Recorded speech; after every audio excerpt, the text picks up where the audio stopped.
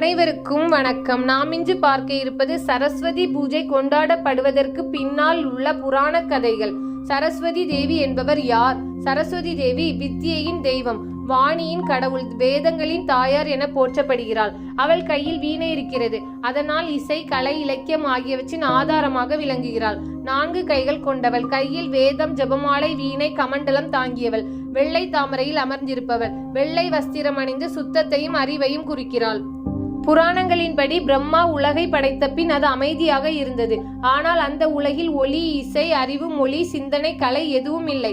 அப்போது பிரம்மா யோசித்து தனது வாயிலிருந்து ஒரு தேவியை உருவாக்கினார். அந்த தேவியே சரஸ்வதி தேவி.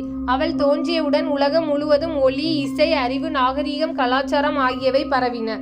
அவள் மனிதர்களுக்கு மொழி கொடுத்தாள். அதனால் நாம் பேசவும் பாடவும் எழுதவும் கற்றோம். அதனால் சரஸ்வதி தேவி வாக்தேவி என்றும் வாணி என்றும் அழைக்கப்படுகிறாள்.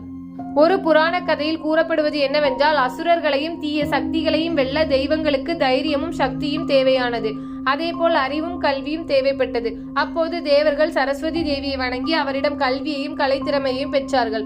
இவ்வாறு தேவியும் அசுரர்களுக்கு அறிவின் மூலம் தோல்வியை கொடுத்ததாக கூறப்படுகிறது. மற்றொரு கதையில் விநாயகர் தாயார் பார்வதியை வணங்கி கல்வி கற்றுக் கொண்டதாகவும் அதன்பின் விநாயகர் வழிபாட்டோடு சேர்த்து சரஸ்வதி பூஜையும் வந்ததாகவும் சொல்லப்படுகிறது.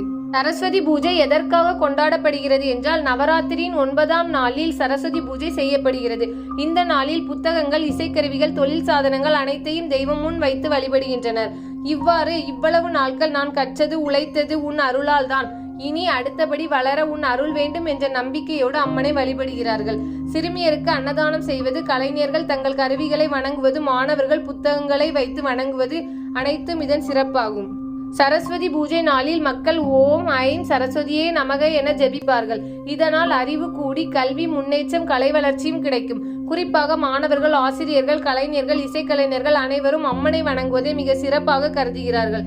ஆகையால் சரஸ்வதி பூஜை என்பது அறிவுக்கும் கலைக்கும் அடிப்படை ஆதாரமான தேவியை வணங்கும் நாள் என்பதால் ஆயிரக்கணக்கான ஆண்டுகளாக இந்நாள் மிகுந்த பக்தியோடு கொண்டாடப்பட்டு வருகின்றன.